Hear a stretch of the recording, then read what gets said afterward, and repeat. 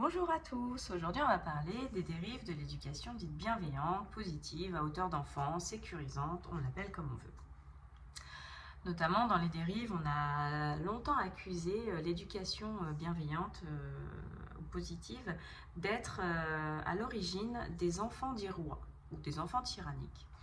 Alors on va les prendre l'un après l'autre parce que pour les enfants dits tyranniques, il faut savoir que c'est pas vraiment l'éducation bienveillante qui en est à l'origine. Il y a plein de choses qui sont à l'origine de la tyrannie, notamment avoir été soi-même tyrannisé, voir des adultes se tyranniser entre eux, puisque les neurones miroirs des enfants imitent ce qu'ils voient et imitent donc ce qu'ils subissent. Donc bien souvent la tyrannie, quand on regarde un peu plus loin, il n'y a pas besoin d'aller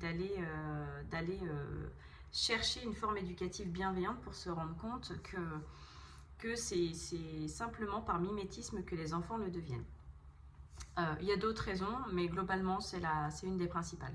Pour les enfants rois, en effet, en fait, c'est pas tant l'éducation positive ni bienveillante qui est à l'origine des enfants rois, c'est la faculté de s'approprier cette forme éducative.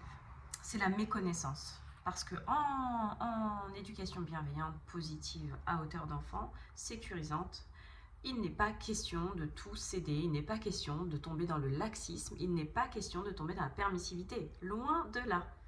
Il est question d'accompagner justement la frustration, d'accompagner les émotions négatives avec bienveillance, avec calme, avec tendresse. Parce que oui, c'est possible. On a tendance à penser que non, mais si, c'est possible.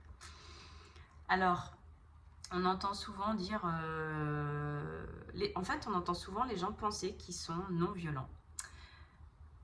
Désolée de vous l'annoncer, si vous êtes violent, on est violent globalement. Alors, sous couvert d'éducation, on va crier, on va humilier, on va menacer, on va faire peur.